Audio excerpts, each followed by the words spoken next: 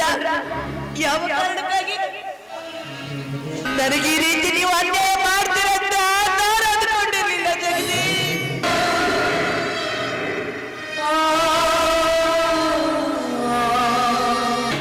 ಇಷ್ಟು ದಿನ ಏನೋ ಗೌಡ್ರ ಹಳೆ ಅಂತ ಸುಮ್ಮನಿದ್ದೆ.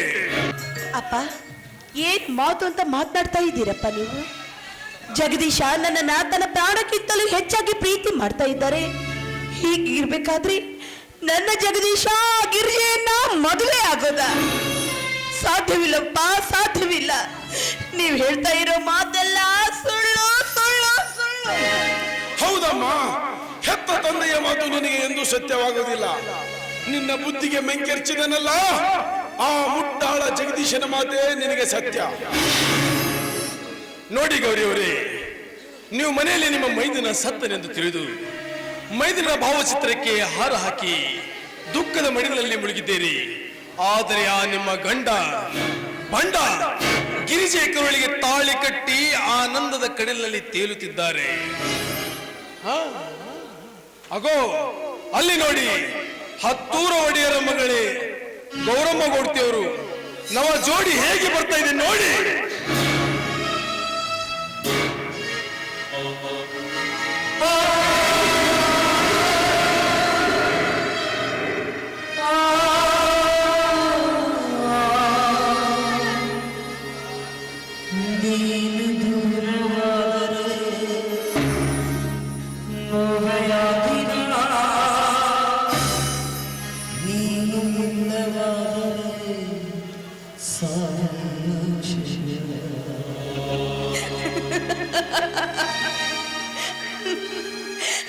ಜಗದೀಶ್, ಇದನ್ನೇನು ನೋಡ್ತಾ ಇದ್ದೇನೆ ನಾನು?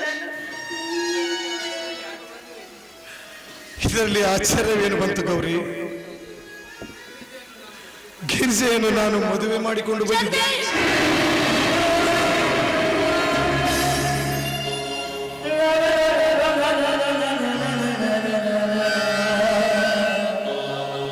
ನೀವು ಈ ಗಿರಿಜೆಯನ್ನ ಮದುವೆ ಮಾಡ್ಕೊಂಡ್ರ?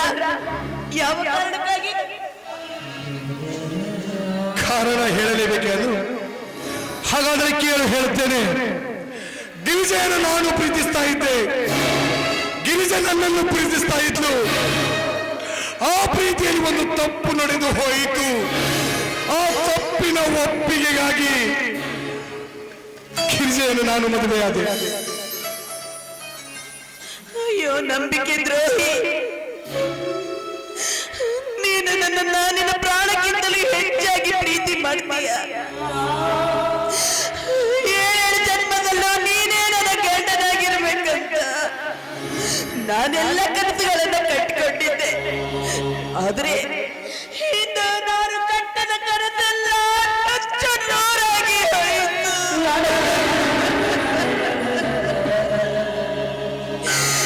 ನನಗೆ ಈ ರೀತಿ ನೀವು ಅನ್ಯಾಯ ಮಾಡ್ತೀರಂತ ನಾನು ಅಂದ್ಕೊಂಡಿರ್ಲಿಲ್ಲ ಜಗದೀಶ್.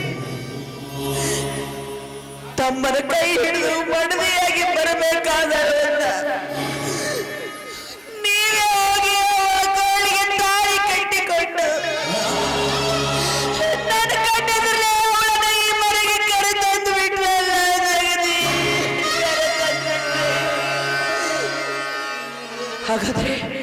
ಹಾಗಾದ್ರೆ ಮುಂದೆ ನನ್ನ ಗತಿ ನಾಟಕೀಯ. ಎಷ್ಟೇ ಆಗಲಿ ನೀನು ಶ್ರೀಮಂತರ ಮಗಳು. ನಿನಗೆ ಬುದ್ಧಿ ಕಲಿಸೋದಕ್ಕಾಗಿ, ನಿಮ್ಮ ಅಪ್ಪನಿಗೆ ಬುದ್ಧಿ ಕಲಿಸೋದಕ್ಕಾಗಿ ನಾನು ನಿನ್ನನ್ನು ಮದುವೆಯಾದೆ. ಶಬಾಷ್, ಕಡೆಗೆ ತೋರಿಸಿಬಿಟ್ಟಲ್ಲೇ ನಿನ್ನ ನೀಚ ಬುದ್ಧಿನ. ಅಪ್ಪಾಜಿ,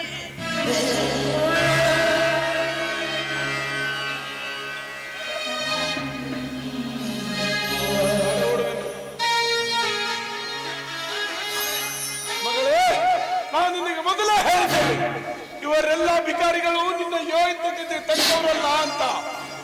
ನನ್ನ ಮಾತು ಕೇಳಲಿಲ್ಲ ನೀನು. ನಡೆಯಮ್ಮ, ಹೋಗೋಣ.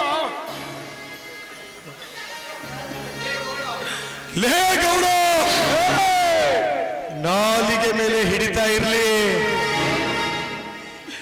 ನಮ್ಮನ್ನು ಕತ್ತರಿಸುವ ಮಾತುಗಳು ಹೇಳ್ತಾ ಇದ್ದೀಯಲ್ಲ,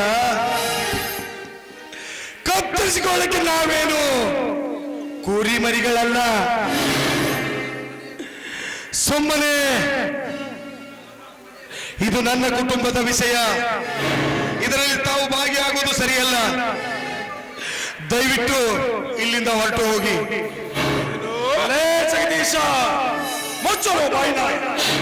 ಇಷ್ಟು ದಿನ ಏನೋ ಗೌಡ್ರ ಹಳೆ ಅಂತ ಸುಮ್ಮನಿದ್ದೆ. ಈಗ ಗೌಡರ ಮಗಳಿಗೆ ಅನ್ಯಾಯವಾಗಿದೆ ಅಂದರೆ ನಿನ್ನ ಸೊತ್ತು ಹೇಗೆ ಅಡಗಿಸಬೇಕೆಂದು ನನಗೆ ಚೆನ್ನಾಗಿ ಗೊತ್ತು.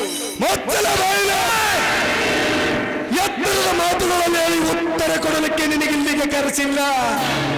ಇದು ನನ್ನ ಮನೆ. ಜಾಸ್ತಿ ಮಾತನಾಡಿದ್ರೆ ನಿನ್ನ ನಾಲಿಗೆ ಸೀಳು ತಾಕತ್ತು ನನಗೂ ಇದೆ. ಮುಚ್ಚಲ ಬಾಯಿನ ಮಗನ.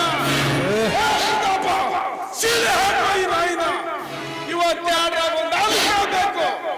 ನನ್ನ ಮಗಳಿಗೆ ನ್ಯಾಯ ಸಿಗಬೇಕು, ಇಲ್ಲ ಈ ಮಗನ ಪ್ರಾಣ ಹೋಗಬೇಕು. ಬೇಡಪ್ಪ ಬೇಡ. ನೀತಿ ಬಿಟ್ಟ ಇಂಥ ನಿರ್ಜಲ ಮನುಷ್ಯನನ್ನ ಕೊಂದು ನಾವ್ಯಾಕಪ್ಪ ಪಾಪಕ್ಕೆ ಗುರಿಯಾಗಬೇಕು? ಇವರು ನನಗೆ ಮಾಡಿದ ಮೋಸಕ್ಕೆ ಆ ದೇವರು ಇವರಿಗೆ ತಕ್ಕ ಶಿಕ್ಷೆಯನ್ನೇ ಕೊಡ್ತಾನೆ, ತಕ್ಕ ಶಿಕ್ಷೆಯನ್ನೇ ಕೊಡ್ತಾನೆ. ಅಪ್ಪ, ನಾನು ಈ ಮನೆಯಲ್ಲಿ ಒಂದು ಕ್ಷಣ ಕೂಡ ನಿಲ್ಲಲು ಮನಸ್ಸಾಗ್ತಾ ಇಲ್ಲ. ಸರಿಯಪ್ಪ, ನನ್ನ ನಾನಿನೊಂದಿಗೆ ಕರ್ಕೊಂಡು ದಯವಿಟ್ಟು ಬೇಡ ಅಕ್ಕ, ಈ ಮನೆ ಬಿಟ್ಟು ಹೋಗ್ಬೇಡ. ನನ್ನ ತಪ್ಪನ್ನು ಕ್ಷಮಿಸ್ಬಿಡಕ್ಕ. ನೋಡು, ನೀನು ಈ ಮನೆಯ ಭಾಗ್ಯ ದೇವತೆ. ನೀನು ಇಡೀ ಮನೆಯಲ್ಲಿ ಇರಬೇಕು ಅಕ್ಕ. ದಯವಿಟ್ಟು ಮನೆ ಬಿಟ್ಟು ಮಾತ್ರ ಹೋಗ್ಬೇಡ. ಮಾವ ಸತ್ತೇನಂತ ಅಕ್ಕನಿಗೆ ಹೇಳ್ಬೇಡಿ. ಸರಿ ಆಚೆ ಮಾಡೋದಿಲ್ಲ ಮಾಡ್ಬಿಟ್ಟು ನನ್ನನ್ನ ಈ ಮನೆಯಿಂದ ಹೊರಗೆ ಹೋಗ್ಬೇಡ ಅಂತ ಹೇಳ್ತಾ ಇದ್ದೀಯಲ್ಲೇ. ಹೇಗಿರಿಜಾ, ನೀನು ನನ್ನ ಹೊರ ಹುಟ್ಟಿದ ತಂಗಿ ಅಂತ ತಿಳಿದುಕೊಂಡಿದ್ದಲ್ಲೇ. ನನ್ನ ಮೈದನ ಜೊತೆಗೆ ನೀನು ಕೈ ಹಿಡಿದು ಈ ಮನೆಗೆ ಬರ್ತೀಯ. ನೀವಿಬ್ಬರು ನನ್ನ ಕಣ್ಣಿನ ಮುಂದೆ ಸಂತೋಷವಾಗಿ ಇರ್ತೀರ ಅಂತ ನಾನು ಎಷ್ಟೆಲ್ಲ ಅಂದುಕೊಂಡಿದ್ದೆ. ಆದ್ರೆ ನೀನು ನನ್ನ ಗಂಡನ ಕೈ ಹಿಡಿದು ನನಗೆ ಸೌಖ್ಯವಾಗಿ ಬಂದೆ ಅಲ್ಲೇ.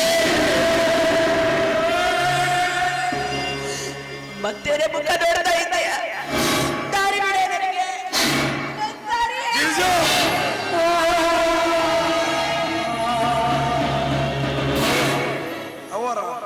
ಅಪ್ಪರಷ್ಟು ತಿಳಿಸಿ ಹೇಳಿದ್ರು, ನಿಮಗ ತಿಳಿಲಿಲ್ಲ. ನಿಮಗೆ ಈ ದುಷ್ಟರ ಸಂಘ ಮಾಡಬೇಡ ಅಂತ ಹೇಳಿ ಕೇಳಿಲ್ಲ. ನೀವು ಮೋಸದ ಪ್ರೀತಿ ಒಳಗಾಗಿ ನಡ್ರವ. ಗೌರಿ ತಿಲ್ಲು, ಗೌರಿ ತಿಲ್ಲು. ಸತ್ಯವನ್ನು ಸವಿಸ್ತಾರವಾಗಿ ಹೇಳುತ್ತೇನೆ. ಸಿಟ್ಟಿನ ಕೈಯಲ್ಲಿ ಬುದ್ಧಿ ಕೊಟ್ಟು ನನ್ನ ಮನೆ ಬಿಟ್ಟು ಹೋಗಬೇಡ. ಇಂಥವರು ಉರಿಯುವ ಬೆಂಕಿಯಲ್ಲಿ ತುಪ್ಪ ಸುರಿಯುವವರ ಮಾತು ಕೇಳಬೇಡ ಗಿರಿ, ಕೇಳಬೇಡ ಗೌರಿ, ಕೇಳಬೇಡ. ಆದ್ರೆ ಸತ್ಯ ಹೇಳಿದ ಬಳಿಕ ನಿನಗೆ ಹೋಗಬೇಕೆನಿಸಿದರೆ ಹೋಗು. ನಾನು ನಿನಗೆ ಬೇಡ ಎನ್ನಲಾರೆ. ನಡ ಗೌರಿ, ಅಂಗೈ ಹುಂಡಿಗೆ ಕನ್ನಡಿ ಬೇಕೆ? ನಡೆ ಹೋಗೋಣ.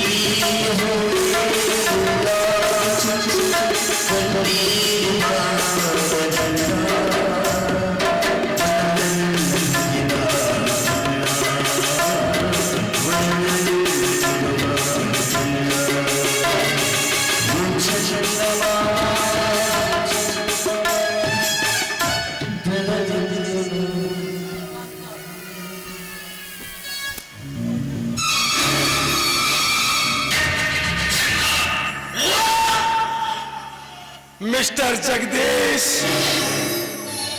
ಅಂದು ನಿನ್ನ ಮದುವೆ ಸಂದರ್ಭದಲ್ಲಿ ಒಂದು ಮಾತು ಹೇಳಿದೆ, ನೆನಪಿದೆಯಾ?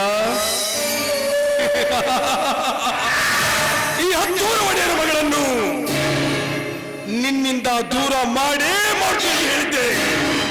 ಆ ಕಾರ್ಯ ಇಂದು ಫಲಿಸಿತು. ಈಗ ನಾನು ನಿನ್ನ ಗೌರಿಯ ಜೊತೆ ಜಿಂಚಾಕ್ ಜಿಜಿಚಾಕ್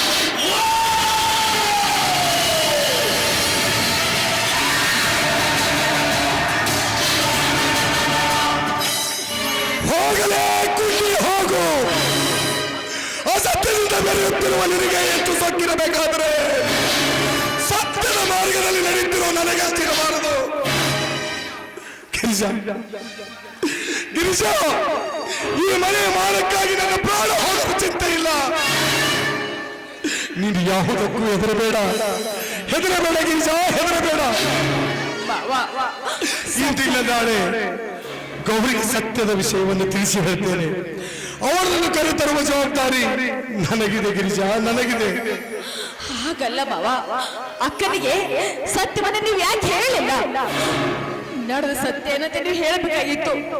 ಇದರಿಂದ ನನ್ನಿಂದ ಈ ಪಾಪೆಯಿಂದ